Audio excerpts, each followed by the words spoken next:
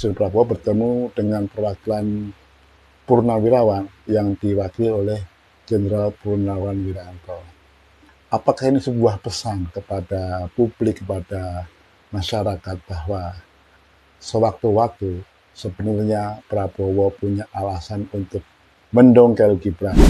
Jadi publik juga menilai kenapa Prabowo itu mengirimkan Jokowi ke Vatikan untuk menghadiri pemakaman Sri Paus ya.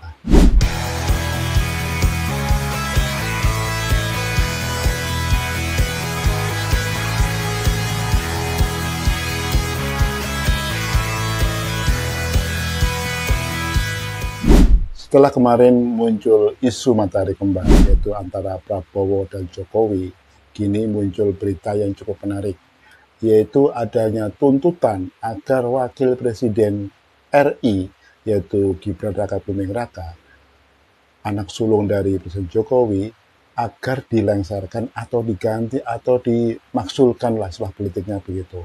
Siapakah yang menuntut itu? Yang menuntut adalah sejumlah purnawirawan berpangkat tinggi yang rata-rata bintang 1 ke atas dari berbagai matra, yaitu laut, darat, dan udara. Dan yang menarik di sini,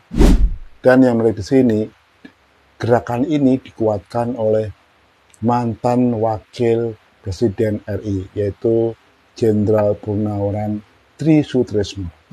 Seperti kita ketahui, Pak Tri, beliau ini dulu juga pendukung Presiden Jokowi. Nah, kenapa sekarang beliau itu tidak menginginkan anak Jokowi menjadi wakil presiden? Nah, salah satu yang menarik dari pernyataan mantan wakil presiden di era Orde Baru ini adalah beliau ingin menuliskan sebuah wasiat sebelum beliau dipanggil oleh Tuhan agar wakil presiden itu diganti atau dicopot atau dimaksulkan atau istilahnya apapun lah ya, yang intinya diganti gitu. Nah, bagaimana tanggapan dari kubu Gibran?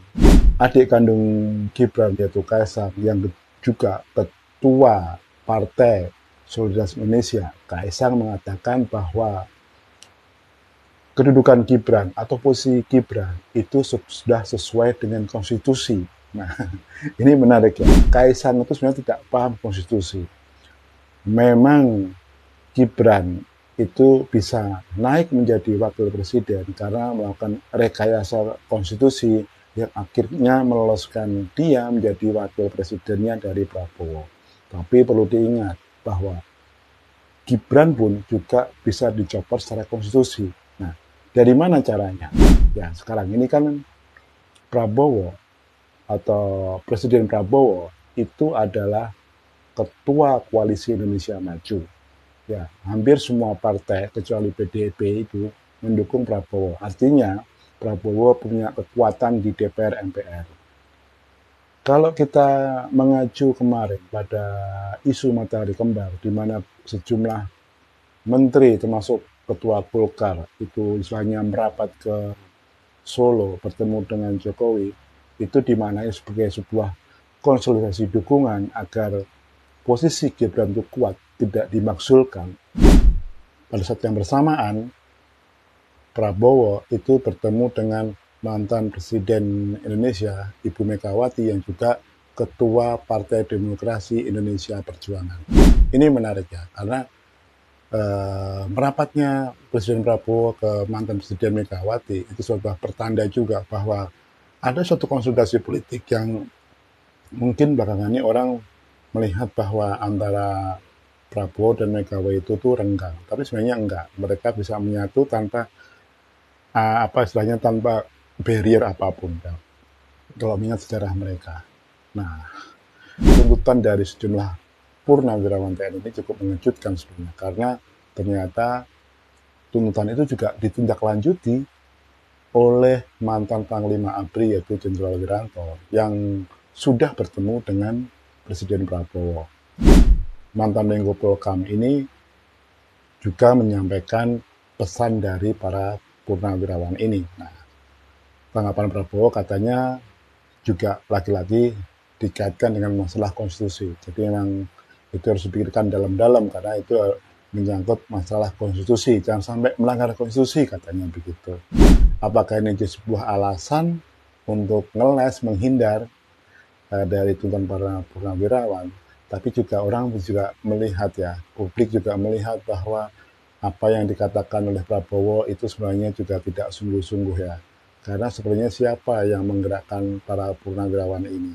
Apakah atas inisiatifnya sendiri, ataukah memang ada dalam tanda kutip operasi-operasi khusus ya? Apalagi kita ketahui Undang-Undang TNI sudah disahkan. Artinya Prabowo itu mendapatkan dukungan yang sangat kuat ya dari TNI dan juga tentunya para purnawirawannya juga. Dan yang kedua, kedekatan Prabowo dengan Megawati beberapa waktu lalu itu memberikan sinyal bahwa sebenarnya bisa saja Prabowo itu menggerakkan koalisinya untuk memaksulkan Gibran. Nggak tahu mekanismenya gimana, apakah lewat perubahan undang-undang seperti dulu saat Gibran lolos menjadi wakil presiden karena ada perubahan undang-undang. Apakah nanti juga modusnya sama? Ya, bisa jadi iya, karena itu sangat mungkin.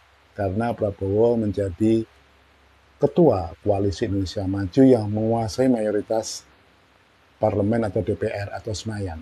Apabila ada partai yang membelot pun, misalkan Golkar, yang kita ketahui juga dulu yang mencalonkan Gibran sebagai wakil presiden, itu pun nggak masalah, karena PDIP sebagai pemenang pemilu berdiri di belakangnya Prabowo. Ya, pertanyaannya apakah Prabowo berani atau enggak ya. Yang jelas pasti kalaupun Golkar mau belot itu juga berhitung untung ruginya secara politik ya. Karena misalkan dia melepas dukungannya terhadap Gibran, ya masih untung ya, karena kalau dia melepas otomatis dia masih mendapatkan kue. Tapi kalau dia tidak melepas ya pasti akan disingkirkan oleh Prabowo yang sekarang berkuasa dan menguasai mayoritas parlemen. Apalagi ada PDIP di belakangnya. Nah, ini yang menarik ya. 2 atau 3 hari yang lalu, Presiden Prabowo itu mengutus Presiden ke-7 Jokowi untuk menghadiri pemakaman Paus Fransiskus yang meninggal pasca hari Paskah kemarin ya. Ini menarik ya.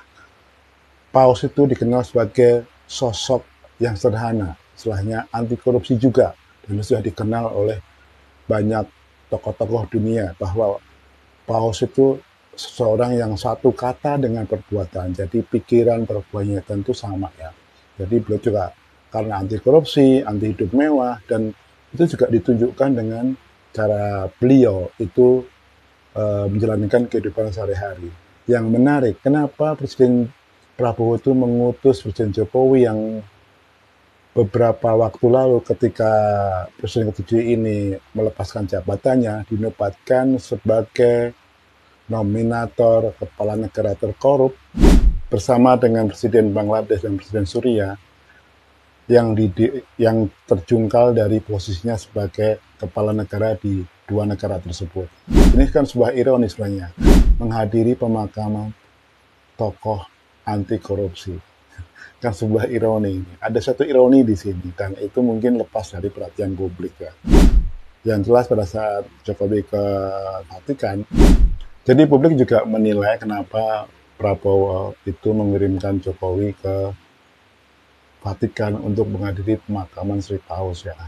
Bisa jadi salah satu pertimbangannya untuk mempermalukan Presiden ke-7 ini ya, karena dia yang pernah dinobatkan sebagai tokoh terkorup versi OSIS RP, Presiden Prabowo bertemu dengan perwakilan purnawirawan yang diwakili oleh Jenderal Purnawan Wiranto. Apakah ini sebuah pesan kepada publik, kepada masyarakat bahwa sewaktu-waktu sebenarnya Prabowo punya alasan untuk mendongkel Gibran apabila Jokowi masih memerankan sebagai matahari yang menyaingi dirinya. Ini sebenarnya sebuah pesan politik yang cukup keras ya. Apalagi Prabowo sekarang juga mendapatkan dukungan yang penuh dari Ibu Megawati yang mempersilahkan Prabowo menggunakan sumber daya partainya untuk memperkuat pemerintahannya. Nah, apabila dilakukan, bukan tidak mungkin ya, Gibran dalam waktu dekat bisa dimaksulkan, ya tentunya secara konstitusional juga. Seperti pada saat dulu Gibran bisa maju sebagai Wapres juga ada rekayasa konstitusi. Mungkin cara ini juga akan dipakai oleh Prabowo untuk mendongkel Gibran. Kita nggak tahu mekanismenya. Misalkan mengubah undang-undang politik yang memberikan kewenangan DPR MPR untuk memaksulkan wakil presiden Republik Indonesia. Nah, apakah seperti itu? Nah, kita tunggulah permainannya seperti apa nanti.